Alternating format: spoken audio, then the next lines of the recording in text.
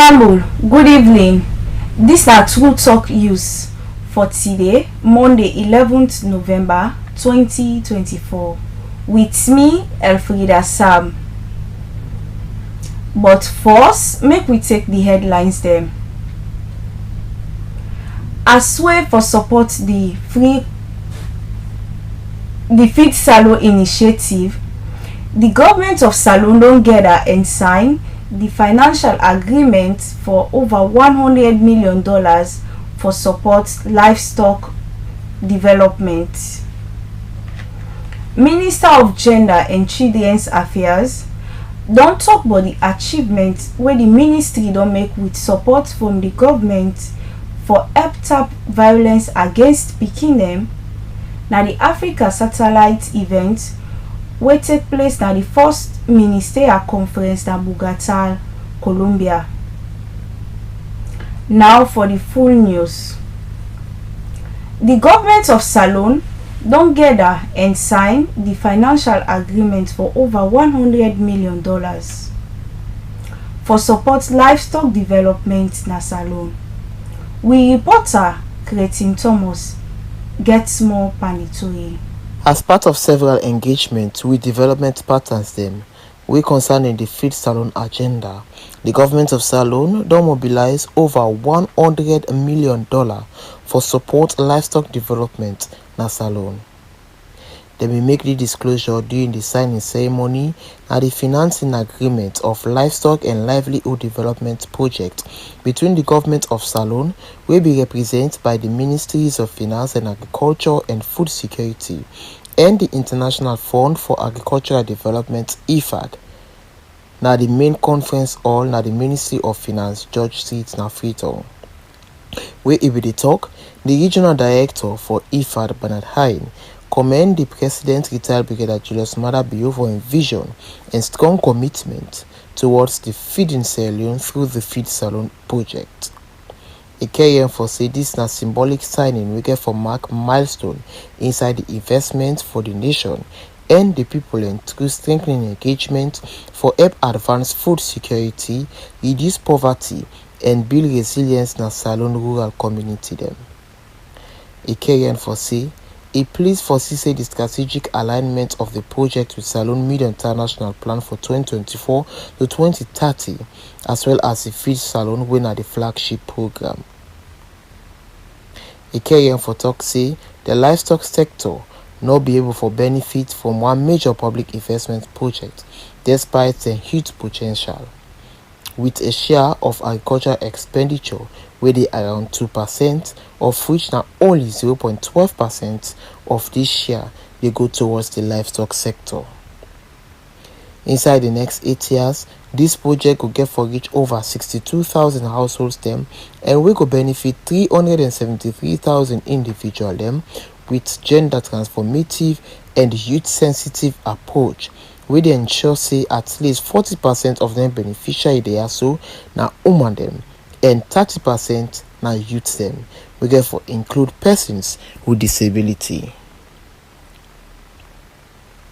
The Minister of Finance, Sheku Fantama Di Bangura, began for tag the partners them IFAD, OFID, Islamic Development Bank ISDB, and order them for support the government.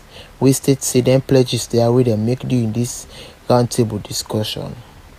A carrier for emphasize the importance of the project, we get for reduce the importation of egg, meat, chicken, etc. etc. And same so we they go be for implement inside 8 districts na the country for improve a livelihood through targeted support for livestock production, enterprise development, and institutional strengthening.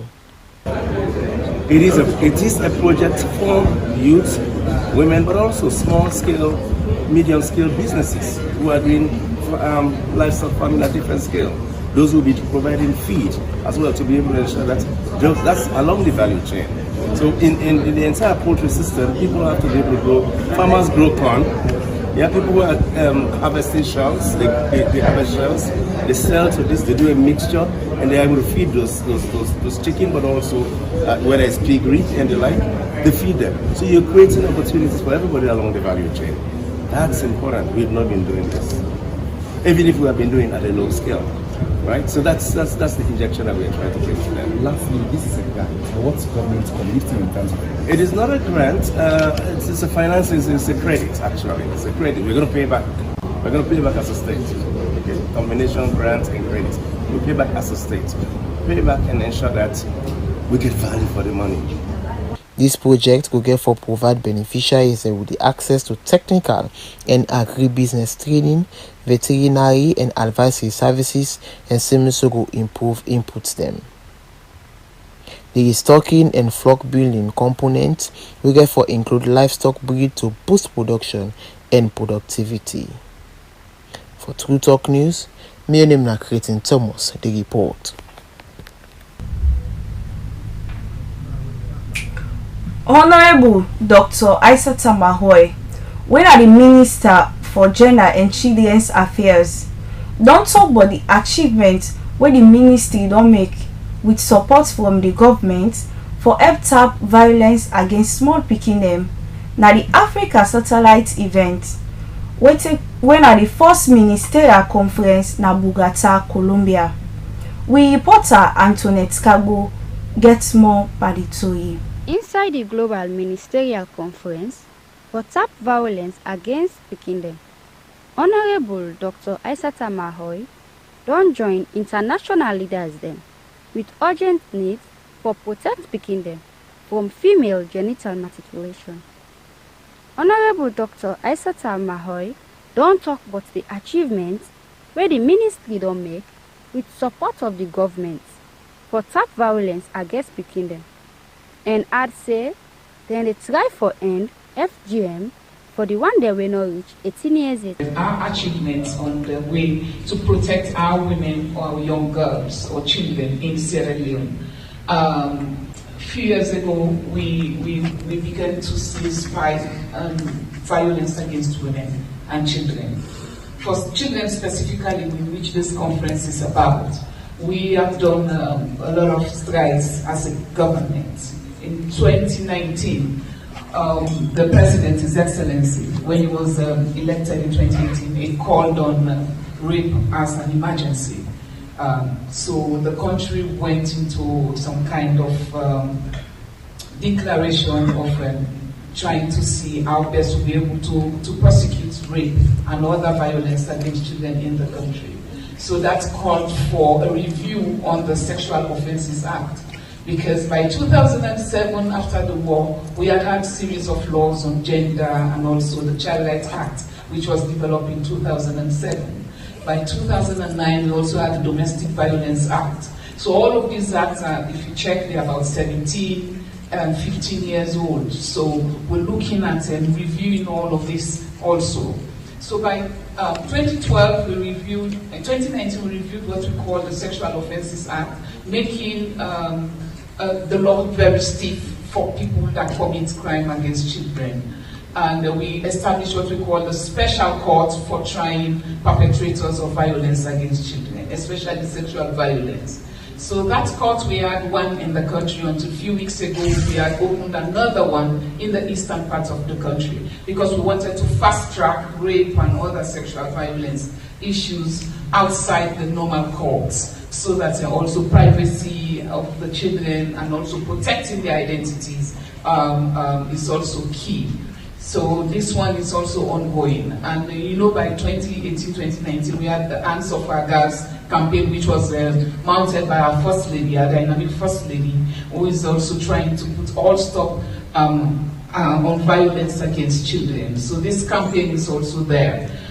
We as a country, we are looking at how to protect our children, specifically trying to be sure that we will not come in haste to also review the laws that we have already reviewed, so that we protect them for years to come, for generations to generations. Now, presently, once I took up office last year, my first time in the political space, I decided that I need to look at the review of the Child Rights Act, which was there since 2007, making FGM a key, trying to end FGM for those aged 18 and below, and also looking at the cyber laws, also looking at trafficking of children, child labor, and others. Many other important laws are there in the child rights law, which is the parent law.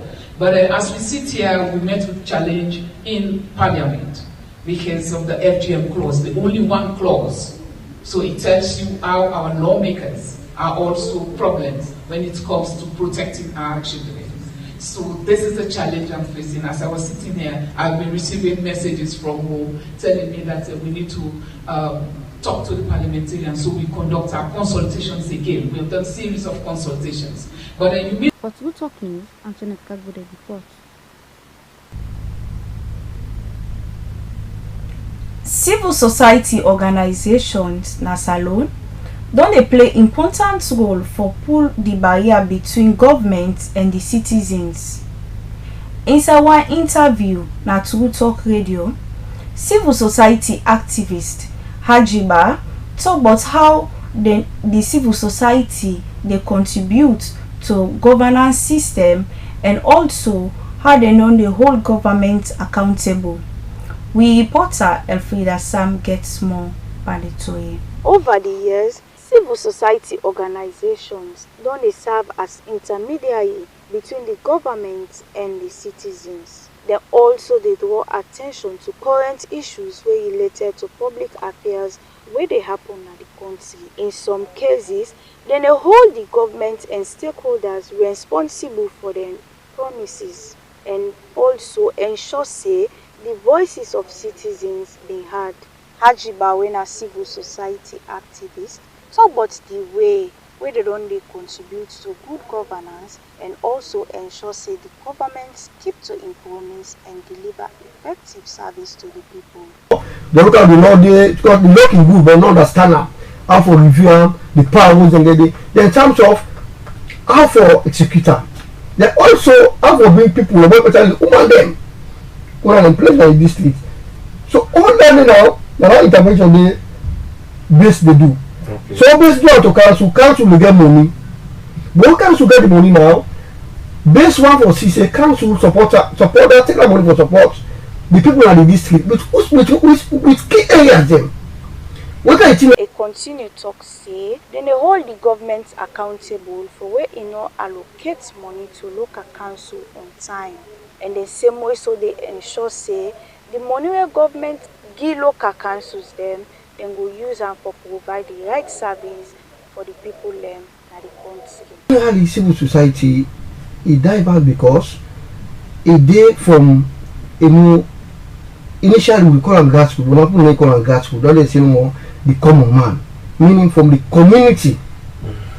We get the community youth. They don't say any community like that children.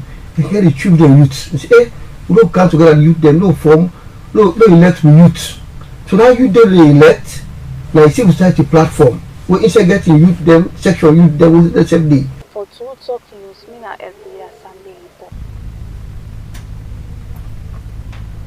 The Deputy Minister of Foreign Affairs and International Cooperation, Madam Frances Peggy Algali, don attend one bilateral meeting na the Russia government on the first ministerial conference na Africa Partnership Summit inside Sochi, Russia Federation. We reporter Clayton Thomas gets more. Salon Deputy Minister of Foreign Affairs and International Cooperation, Madam Frances Algali, Saturday 9 November 2024, don one fruitful bilateral meeting with the counterparts them on the sideline of the first ministerial conference of the Russian African Partnership Summit inside Sochi, Russia Federation. Madam Algali began to meet with Mikhail Budanov, who is the special representative of the President of the Russia Federation for the Middle East and African countries, and the Deputy Minister of Foreign Affairs for Russia.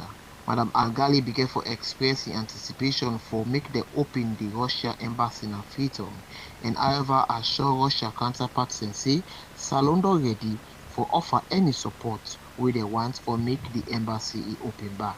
the opening of the Russian embassy in Elfrida, the Deputy Minister of Foreign Affairs don tok say dem go lay the groundwork for further partnership, cooperation and collaboration between the business community dem and citizens dem of both Russia and Salon.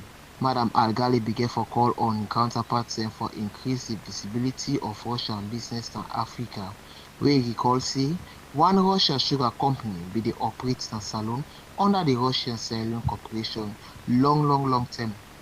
A carry-on for say the president bill in big five game changer and call on Russia for continued their support for invest inside the human capital development and agriculture, where significantly dey contribute to the food production na Salon. Madam Al-Ghali began for thank you to the Russian Federation for their support to Salon, both in multilateral and bilateral relations, where e recall Russian assistance during the Ebola outbreak and the COVID-19 pandemic, as well as their support to scholarship and similar provision of the dump trucks dem. Where e be dey talk, Mikhail Budanov, wey na the special representative of the President of the Russian Federation for the Middle East and Africa country, and the Deputy Minister of Foreign Affairs for Russia, himself expressed his satisfaction with the ongoing high-level contact and cooperation between Sierra Leone and Russia. Ian Fotel thank you to the ambassador, Wina Mohammed Yongawo, for a friendly relation with his office and similar with him personally. Note say Ambassador Yongawo na highly respected person among a colleague and similar committed for enhanced Russia and Salon bilateral relation strong. His Excellency Budanov reiterates President Putin's commitment for opening the Russia embassy na Freetown. However, then two diplomats began for discuss various issues that we for relate to multilateral, bilateral and regional concern. We for include the reopening of political dialogue, global security, stability, and similar for strengthening bilateral relationship between the two friendly countries, Russia and Salon. For True Talk News, my name is Cretin Thomas, the report. The people wey tap na Kono Park, Lumpa community, Waterloo, don talk about how the kush bobo dem dey ambog dem and how this don dey affect them. We reporter Maria Makalma Mara gets more on the story. Kono Park, Lumpa na one big community na Waterloo, wey dey na western area, rural district. Plenty people wey dey live na Lumpa, dey work na Freetown. So the place get both urban and rural lifestyle. People from different ethnic groups they live in a Lumpa community, and the community don't they grow because plenty people from different parts of the country don't settle there. But the people there where they live in Kono Park Junction, not the Lumpa community, don't talk about how they don't they suffer na the hands of the kush bobo dem, and how that don't they affect them.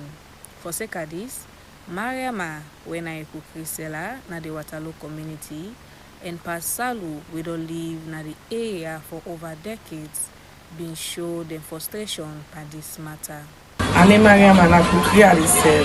The kush bobo there, then the money we na bad. Today self they don't thief me chair na this Uganda. Anything you put send the thiefer. You pinpoint na fire, you come out and they go take her, then clear and go. Any enclosed na go pull then they take her.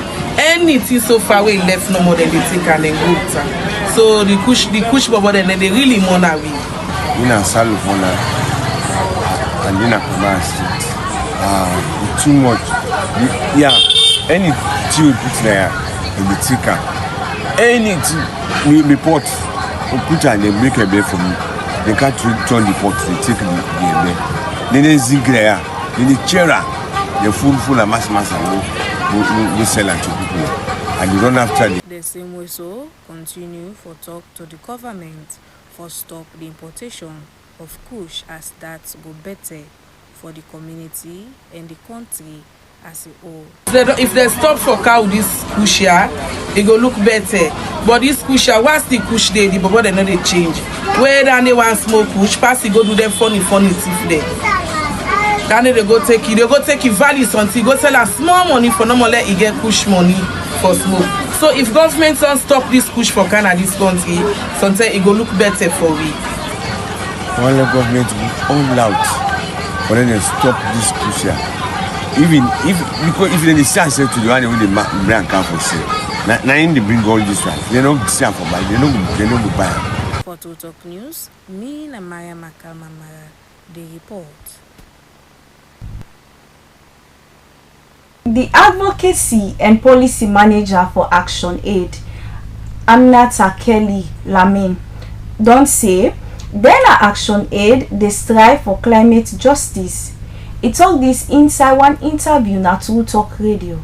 We reporter Antoinette Kago gets more. Action Aid na a global federation of organizations and countries where they work on social justice, gender equality, and poverty eradication.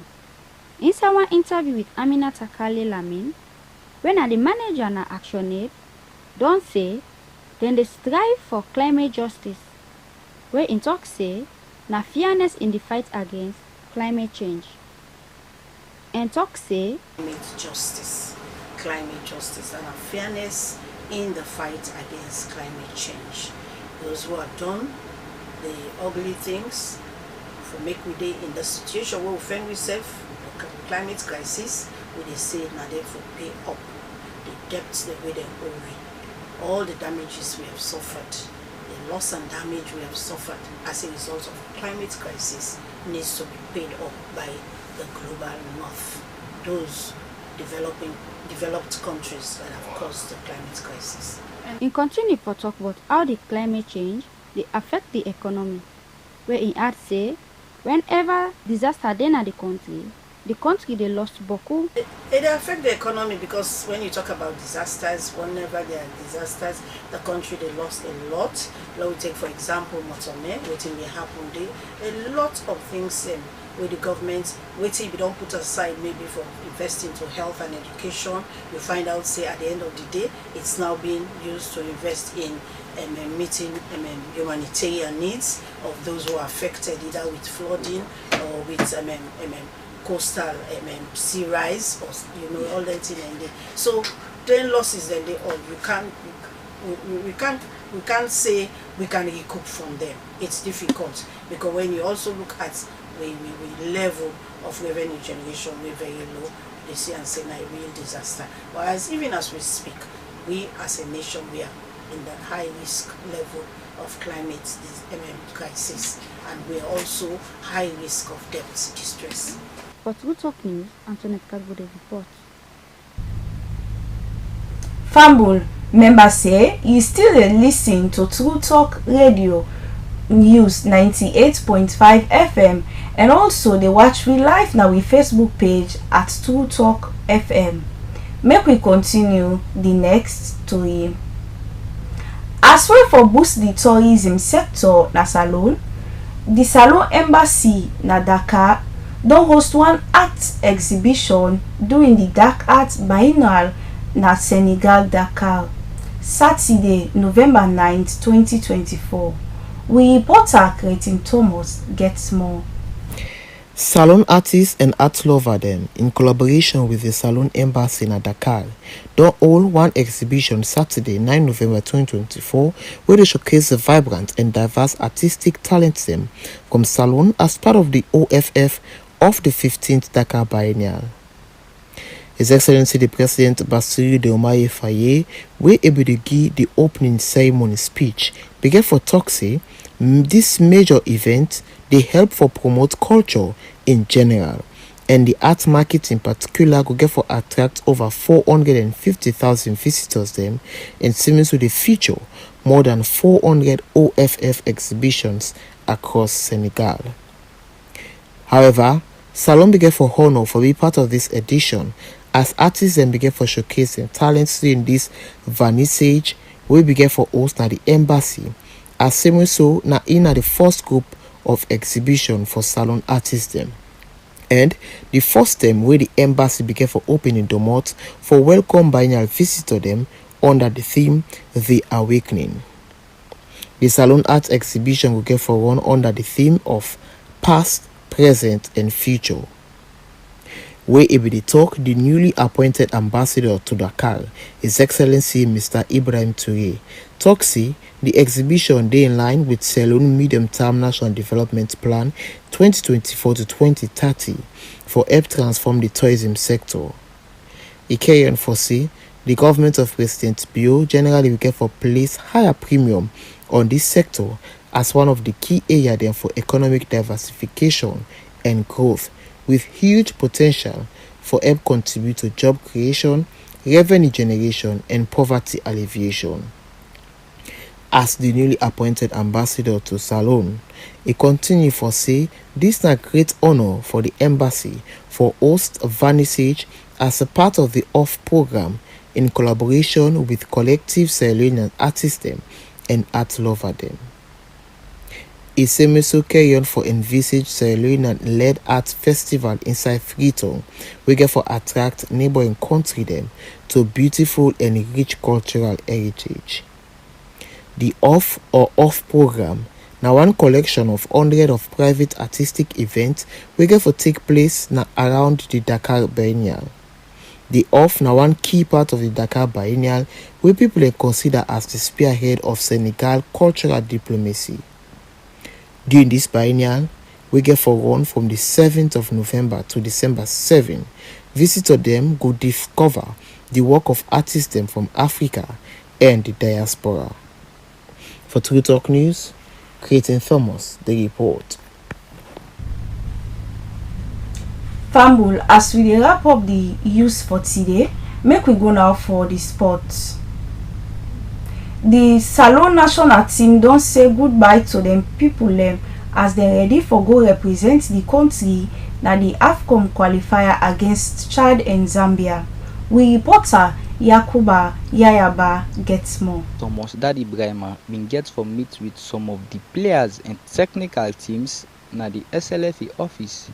And this meeting now for wish the team and technical members then good luck as they don ready for travel for go represent the country. Usai then gets for go first na Ivory Coast for play Chad when na on the 13th, when na this coming Wednesday. And go play the last game against Zambia when na on the 19th inside Liberia na the SKD Complex Stadium. And when na Salone get the opportunity for host the last game against Zambia. And then last game here will determine if Salone will qualify for the AFCON. And where they be say Salone for win the last two games here for make them will get place na the AFCON 2025 na Morocco. And the last time where Salone been qualify for the AFCON na been 2022, where they be get for beat Benin and qualify inside Guinea.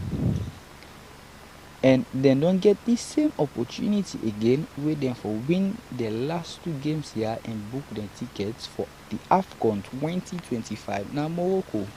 For True Talk Sports News, Mina Yaguba Yayaba, the report. Well, Fambul, now all this we get for today. Thank you for watch and listen with True Talk News. Don't forget for like with Facebook page or at True Talk FM. Te tuma mi name na Elfrida Sam.